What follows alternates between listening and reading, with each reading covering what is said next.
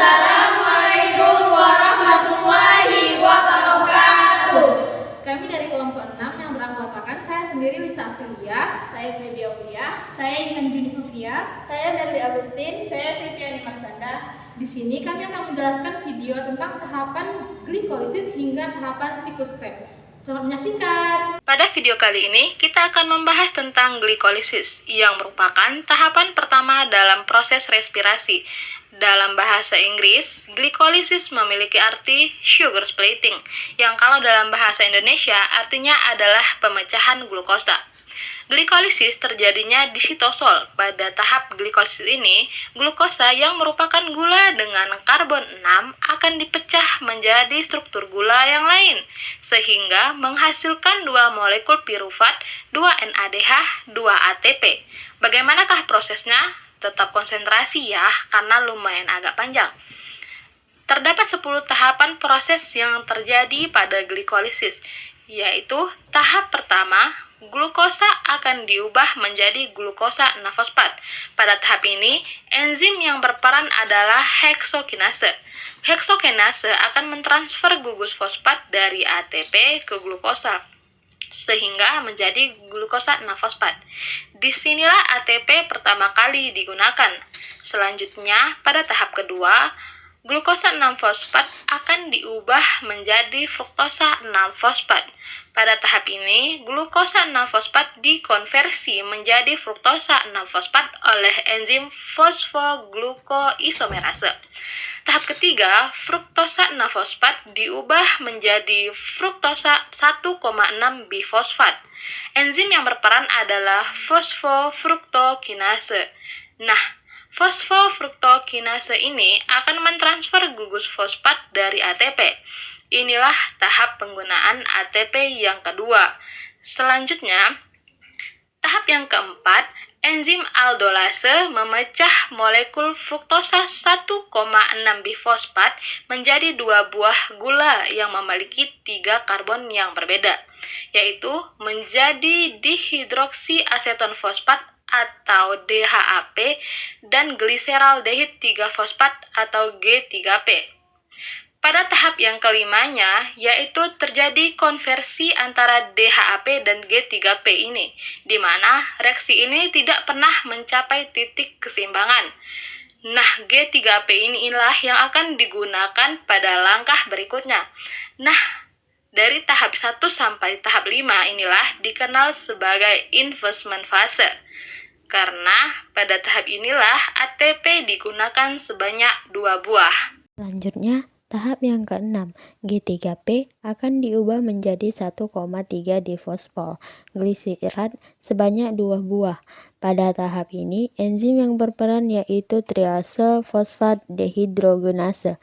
Pada tahap ini, terjadi 2 reaksi yaitu 1 G3P dioksidasi melalui transfer elektron ke NADH+, sehingga membentuk 2 buah NADH.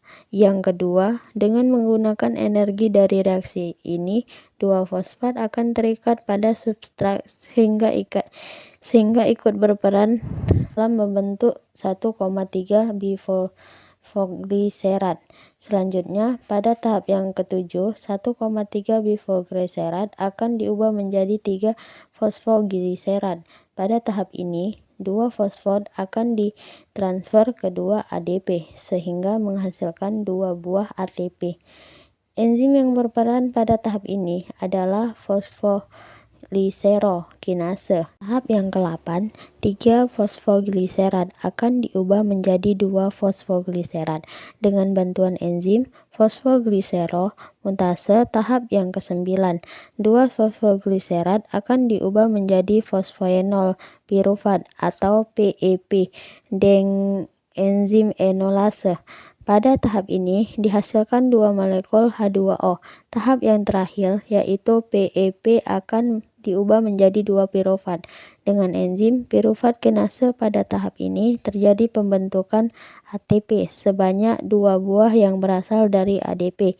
Jika kita perhatikan dari tahap 6 sampai dengan tahap ke-10 terjadi pembentukan ATP sebanyak 4 buah, sehingga pada tahap ini dikenal sebagai payoff fase atau fase menghasilkan energi berdasarkan keseluruhan tahap reaksi glikolisis tersebut, maka dapat disimpulkan secara umum glikolisis terbagi ke dalam dua fase, yaitu fase memakai energi atau di energi investment fase dan fase menghasilkan energi atau di energi payoff fase.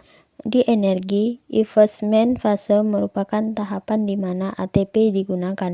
ATP yang digunakan sebanyak 2 buah, yaitu pada tahap pertama ketika glukosa diubah menjadi glukosa 6-fosfat, dan tahap yang kedua terjadi pada fruktosa 6-fosfat menjadi fruktosa 1,6 difosfat. Tapi investasi ini akan dilunasi dengan bunga. Pada tahap energi pentase dihasilkan 4 ATP dan 2 NADH, sehingga hasil bersih yang dihasilkan dalam proses glikolisis per satu molekul glukosa adalah 2 molekul pirufat, 2 ATP dan 2 NADH. Pada video kali ini kita akan membahas tentang dekarboksilasi oksidatif atau oksidasi pirufat.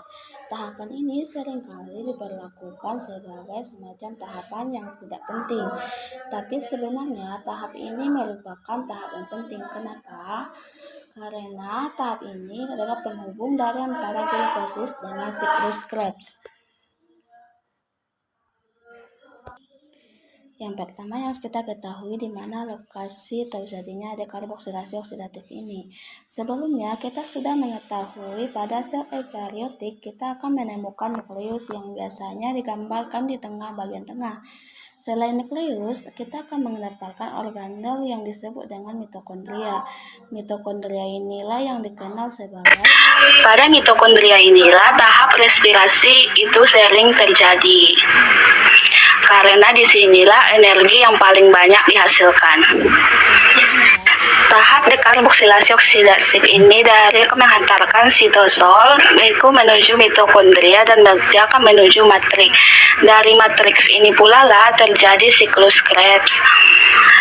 Jadi bagaimana proses dekarboksilasi oksidatif? Molekul pirufat yang dihasilkan glikolisis memiliki karbon 3. Nah, pirufat akan kehilangan satu karbonnya, sehingga dia akan membentuk 2 karbon yang dinamakan senyawa asetil.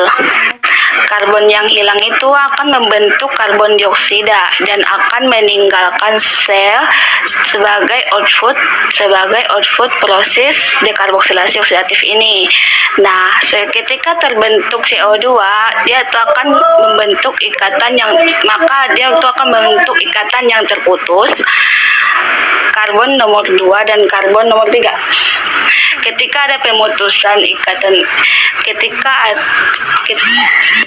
ketika ada pemutusan elektron, berarti ada energi yang bermuatan tinggi. Nah, selanjutnya kita akan menangkap elektron yang bermuatan tinggi ini karena sangat berharga untuk memuat ATP. Elektron ini akan ditangkap oleh NAD sehingga akan membentuk NADH. Nantinya NADH ini akan membentuk ATP pada tahap transport elektron. Sekarang kita memiliki asetil. Asetil ini merupakan gula yang kita butuhkan untuk melanjutkan ke tahap selanjutnya. Tapi ternyata asetil tersebut tidak langsung bisa menuju mitokondria karena mitokondria merupakan organel yang memiliki membran ganda. Ingat, membran ini sifatnya semi variabel yang berarti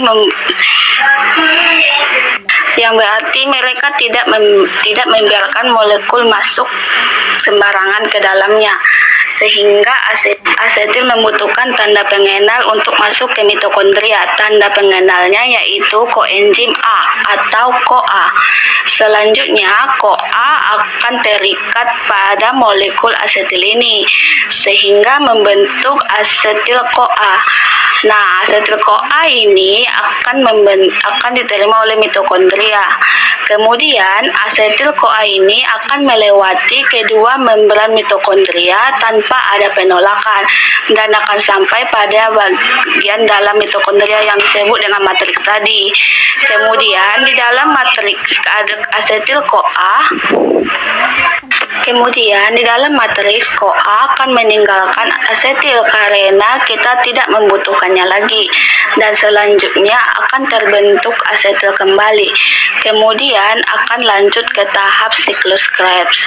Karena pirufat yang dihasilkan dari glikolisis Membahas tentang siklus Krebs yang merupakan tahap ketiga dalam proses respirasi aerob. Lanjutan dari proses dekarboksilasi oksidatif yang kita bahas sebelumnya. Siklus Krebs ini sering juga dikenal sebagai siklus asam sitrat.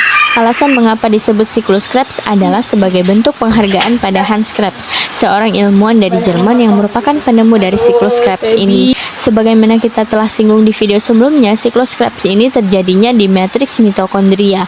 Nah, bagaimanakah prosesnya? Secara singkat, penjelasan tentang siklus Krebs ini terjadi dari 8 tahapan. Mari kita mulai.